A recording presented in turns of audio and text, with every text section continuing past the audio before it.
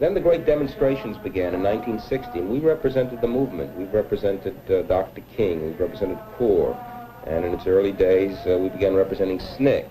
And then dozens of ad hoc community groups, the Albany movement, the Jackson movement, and the Nashville movement, and so forth. And we brought the lawsuit that permitted Martin King to march in Selma. And we represented Dr. King in Birmingham. Indeed, the movement brought about 40 cases to the Supreme Court of the United States. And we represented them in virtually all of those cases, and I think we won them all except one.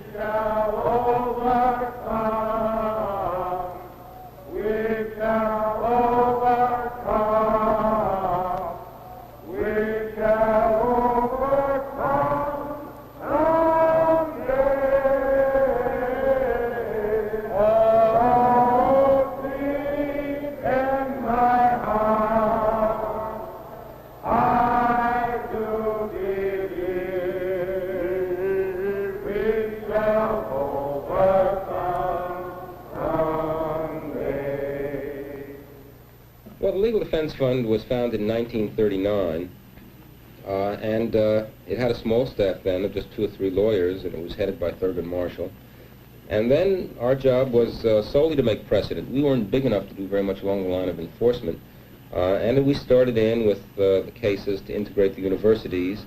And when I came to work here in 1949, we had before the Supreme Court of the United States the cases which were aimed at integrating the University of Texas and the University of Oklahoma. Then followed the school segregation cases, Brown against Board of Education, and that, of course, was the great landmark case, one of the great cases, you might even say perhaps the greatest case, decided by the Supreme Court of the United States. Well, the Legal Defense Fund had initiated a suit here to desegregate the public schools in Orleans Parish. Mr. Bush was one of those who joined in with a number of parents to protest to the school board the inadequacy of the school facilities. We came to the conclusion that just asking for additional school facilities was not an answer to the problem that Negro children in New Orleans were facing, so we filed this suit to desegregate the schools in the system. It's been 14 years since the suit was filed and the case was decided. And up until now, there's very little integration in the Orleans Parish school system. It is a little better, I'll admit that. Mr. Bush, we started this case in 1952. In 1960, the first 4 Negro children desegregated the public school system of New Orleans. At that time, did any of your children go into the public school desegregation program? Not one, not one. Have any of them gone into desegregated schools since 1960? No, not one. In other words, all of your children have attended Negro schools? That's right. Also, there was a case against the city of New Orleans to require them to employ Negro policemen. Is that right? Yes, we did that around 1947. While a student at Dillard University, I took the police examination along with several other friends. I passed in the higher 90s, and all of the men who took the examination at the time I took it made reasonably good scores. However, we were passed over for appointments, actual appointments. On the occasion of the second passover, I alerted your office, and when my name was passed over for the 3rd time, I requested assistance from the Legal Defense Fund.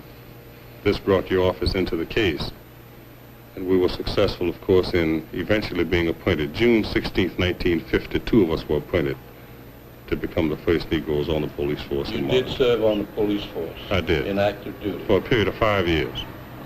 I think the PQ case in general opened up jobs for more Negroes. Since that case, they've had this number of policemen hired. At present, they have about 5 Negro women working in communication.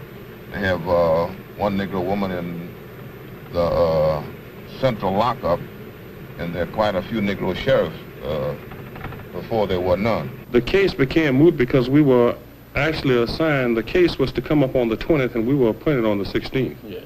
The pressure generated by the case really made the actual arguing of the case in court unnecessary. The main problem was that I used to ride number 6 bus, and you get on number 6, you pay your money, and if one white person sit on the seat, you make your women and children, all Negroes sit in the back. You get out and transfer and cap the street. You give your money in the front door and you run in the back door. Now that was the reason that I brought the suit on this thing. I just couldn't stand to give my money through the front door and pay as much as the white, and then run in the back door. Yeah. And that's when I contacted you, because you contacted Legal Defense Fund. Yeah. And we got the suit started. You and others have indicated to me many times that you felt that maybe the best route for you would be through the courts rather than maybe in the streets or something like that. You never did actually participate so far as any violence or anything like that to accomplish your objective. And I assume that's the reason why you contacted Legal Defense for going at it in the proper way. Yeah, that's true in the case, because you cannot win with bricks and bottles.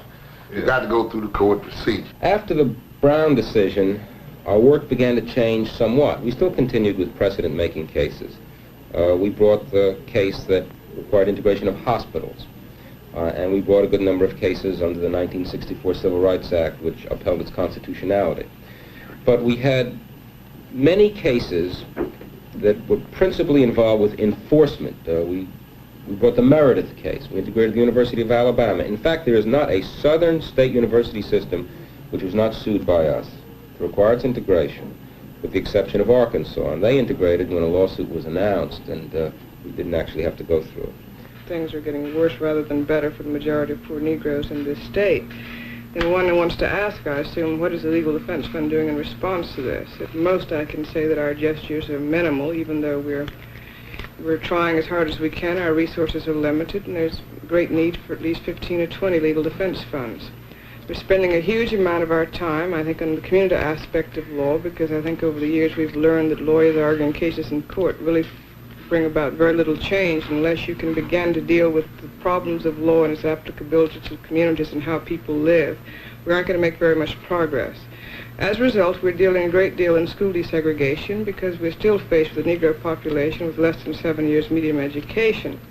We're beginning to start a new welfare litigation program because welfare, we find, is the central issue in the state because it means for many, many Negro citizens the difference between eating and not eating at all. And while the welfare payments in the state are woefully inadequate, even the 26% of need that the state determines that it's necessary for a family to live decently, we find that even with this inadequate provision of the welfare program of the state of Mississippi, that many of the people who are still entitled to this are not getting it because of racial discrimination or because of maladministration by welfare officials. There are many practices of the Welfare Department which are in clear violation of state and federal law, and I think we've begun last week by filing our first suit against the Welfare Department to require, under the Due Process Clause, a prior hearing before termination of welfare benefits, the first of an attack on unconstitutional, in our estimation, and illegal welfare practices. We have purchased from the Jefferson County Board of Registrars the complete list of registered voters in the Bessemer Division of Jefferson County, Alabama, consisting of approximately 50,000 names. The persons sitting in front of me are using the voter list to check whatever names may be found on the jury roll. To the left of me is a blackboard where we tally each and every name. The voters list contains racial designations by number, and we are able to determine which persons are Negroes and which persons are not. We hope to prove what we think we already know, that the board who is charged with going into every beat and precinct in the area and filling the box with qualified jurors, we hope to prove that they have not done this, and that there are a great number of whites as opposed to a small number of Negroes. Hence, the box is unconstitutionally constituted. Henry Marsh is one of our cooperating lawyers, and he has brought a large number of cases for us. including a case against the Philip Morris Corporation, which, before our lawsuit, was guilty of discrimination in employment. Nothing can be more important than the abolition of discrimination in employment. It determines whether a family will grow up together, whether it will grow up in health, whether a child can get an education and a higher education. We are giving all the energy we can to putting an end to racial segregation and discrimination in employment. Ms. Oldner, how long have you been with the company? 29 years. And what's your job? What do you do? Take moisture. You test the moisture in the tobacco? Yes. How much are you paid an hour? $2.21. $2.21 an hour. Is there anyone who works with you? This white man next to me. And does he do the same thing you do? Same job. And how much does he make an hour? $2.55. $2.55? Yes. And you both do the same thing? Same thing. And you think you're entitled to be paid the same thing he's paid? Yes. Well, we'll find out when the case is decided whether the court agrees with you or not, but I think so too. I hope so. Now, are there other examples in the company of Negroes who do the same work as white employees or work equally as hard and yet they receive less pay? Well, quite a bit of that going on my floor now, Mr. Marsh. That's one reason I guess I institute the suit against the company, because we have Negroes on these jobs doing similar jobs to the white man, but getting less pay for them. Mm-hmm. Well, I noticed you sued the union. You remember we sued the union. Why is it that you sued the union? You feel the union also? Well, I mean, I went to talk to the union officials several times about these jobs and elevating these jobs, so forth, but they didn't ever give me no satisfaction on they gonna do anything about the job. So otherwise, the only thing the union was doing was eating the company and holding the Negro employees down and keep them getting better paid jobs. Assuming that Philip Morris came, let's say, almost up to par, 80% of what we are asking for. So what happens then? As you know, since the suit has been filed, the company has made a vast improvement. And by the time we get to trial, they will be able to show a much better picture than they did at the time the suit was filed. This gets us into the question of whether the case is moot or not. We think, however, that the company has so far to go that they will not be able to moot the case by the time the case is tried. We need a precedent very badly in this area, not just for the problem at Philip Morris, but for many other companies all over the country, where the evidence won't be as clear as we think it is in this case. So we're going to press on for the precedent, hopefully to not only help you and the 400 Negro employees at your company, but also to help the thousands of Negro employees all over the country in other companies who have been discriminated against because of their race.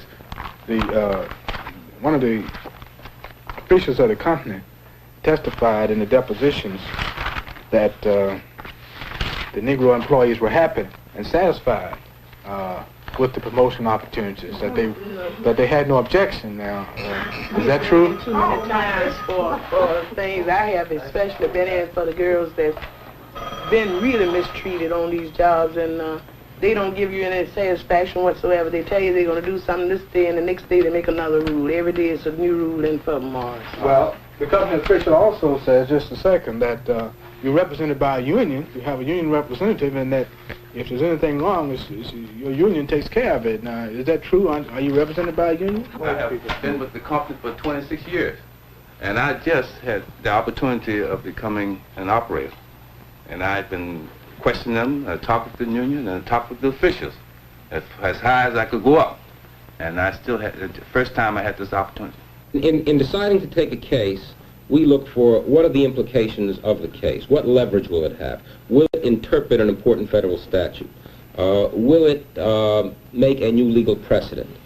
Sometimes a case won't make a new legal precedent, but it will make an important social precedent.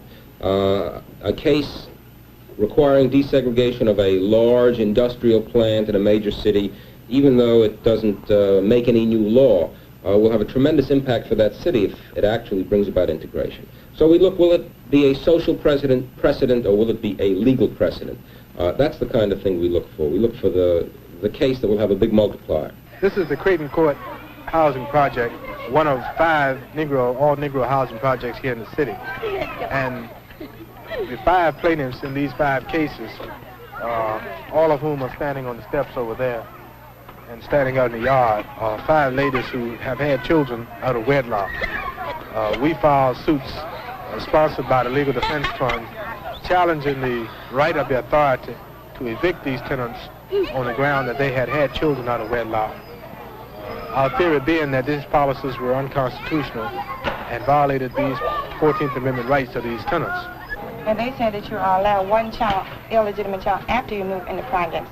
Well, I haven't had but 1 in the projects, and I've been married and I'm divorced. And they said that my first child by my ex-husband was illegitimate. She's 9 years old now, but they still count that as illegitimate.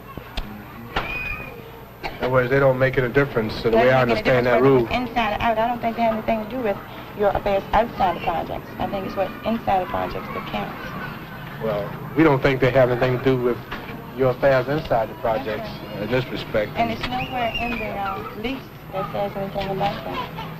Well, this is a rule that they have adopted. They have made it up themselves because the little slip of paper that they do give you, to sign if you have one. I think I signed one in 57, and I had only 1 child then. And it's just some typewritten thing, nobody's signature or anything on the bottom. So that's not legal to me. The vice in this particular rule, and the reason why we think it's unconstitutional, is that the law is seeking to punish children. And the purpose of the federal housing laws is to protect the children and low-income families, punish children for so-called immoral activity on the part of the parent. As you know, we're representing several community organizations in Newark, New Jersey, who are opposing a project to place a medical college in the midst of a densely settled Negro area, as the college is now planned. The college is has been planned to occupy 150 acres in this area and to displace, according to our estimates, over 10,000 people in a city which does not have adequate housing to replace the housing which is being taken and no plans to do so. The groups we represent further object to the fact that the health facilities to be provided by the college do not relate to the health needs of the community, but rather there is an intention to develop a teaching hospital which will take a small number of interesting teaching cases, a person with an interesting kidney problem, interesting liver problem, but not responsive to the health needs of that particular community. There's no objection to plans to place a medical teaching facility in the area if it was designed to occupy a reasonable amount of land, if there was a housing program that was prepared to rehouse the people to be displaced, and if the medical facilities to be provided related to the health needs of that community. Mike, didn't our city planner show in this case that the 160 acres would house the 20 largest medical schools in America? Yes, the average medical college probably occupies no more than 10 to 15 acres. Well, the newest medical school, Mount Sinai, which is a first-rate school, occupies, I think, about a block and a half. This is a classic Negro removal case where the effort is to reduce the Negro population in the central ward of the city. This whole project just stinks to high heaven of political maneuvering, because as you can see right here from our map, which is pretty much the bulk of the central ward, which is Newark's Black Belt, you have a medical school. It's going to take up 150 acres of land. You have a highway coming through here, which is going to take another large amount of acreage, not to mention the people that are going to be taken out.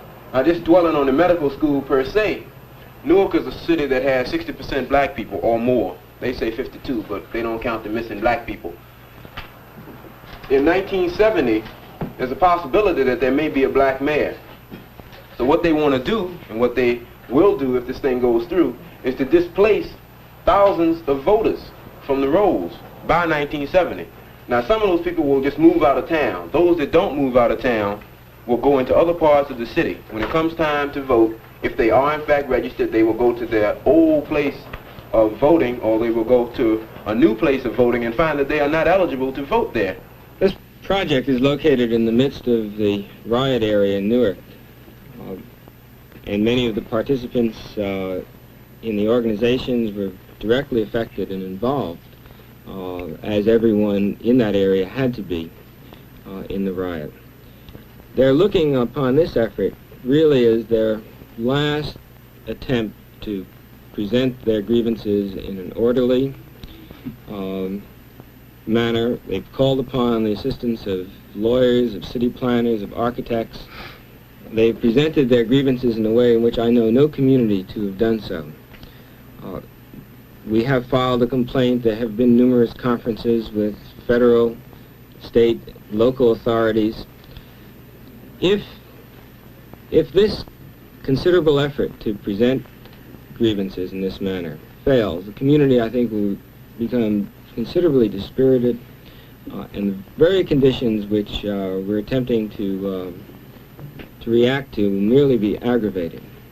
Mike, let me interrupt you for a moment. You went up to Ossining yesterday to see, I think it was yesterday, to see about the road that's going to be built up there that's going to wipe out a Negro community. What is the status of that at the moment? That's an interesting comparison to make to the Nashville situation. The road in Ossining is a road, New York. This is Ossining, New York, is a portion of the Hudson River Expressway, which passes by white communities. And as it passes by white communities, care has been taken to see to it that no houses are taken, no businesses are affected. As a matter of fact, the state has been planning to fill in parts of the Hudson River to assure that there will be no damage to white interests. But as it reaches Ossining, which has a Negro community, the road was diverted inland again to pass through the Negro community, taking about a third of it in its path.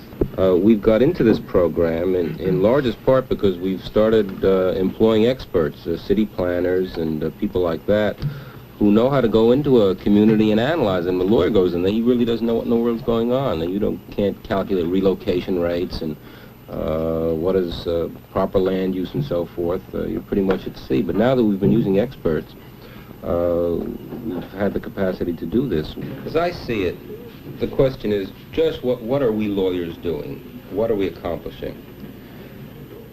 Well, you start in, you've got the statutes of the United States, and you've got the Constitution of the United States, and you've got the decisions of the courts, and they kind of reach on down from Washington to the states and the local government.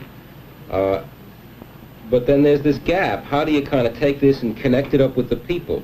Now, traditionally, in our form of government, the way that's been done is either the public officials have obeyed the law on their own, or somebody's gone to court and compelled them to obey it. Well, the essence of our problem is that they have not obeyed the law on their own. The Constitution has required that there not be segregation, but people nevertheless segregate.